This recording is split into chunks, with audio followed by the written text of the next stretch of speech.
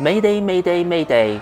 Yes, it's Mayday. Despite the legal minimum wage goes up from $28 per hour to $30 per hour from today, union leaders claim that there's still far more issues to be dealt with. Early in the day, the Hong Kong Federation of Trade Unions, or the FTU from the pro-Peking camp, gathered at the Southbound Playground in Wan Chai, calling on the government to stop migrant workers, to implement universal retirement scheme, and demanding standard working hours legislation. But the FTU has been accused of apathy over the docker strike. Will the union really take things serious this time? 初步我哋都會諗就係可唔可以有一個時間表啦，就立法個進程嘅時間表啦，或者嗰個可唔可以喺中期咧，就係有一個具體少少嘅方案啊，初步嘅方案，然後俾大家討論啊，喺社會度亦都充分討論，咁然後3年之內咧，真係可以出到嗰個法案咯。The march set off at 10:40 this morning.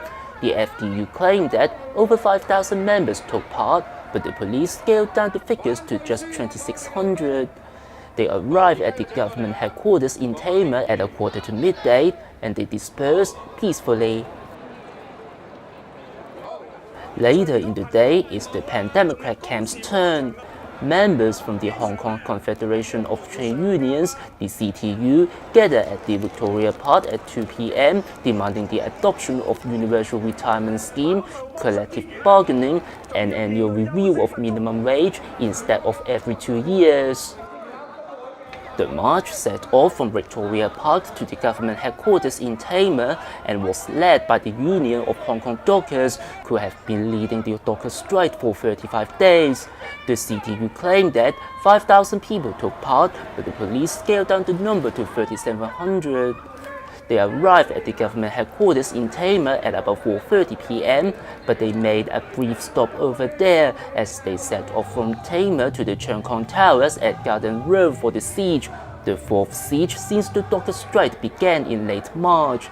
But their right to lay siege will be under the spotlight this weekend, as the management office of Cheung Kong Tower filed a court order application to the High Court last week, demanding a ban on what the landlord called illegal occupation. The case will be heard on Friday, May the 3rd.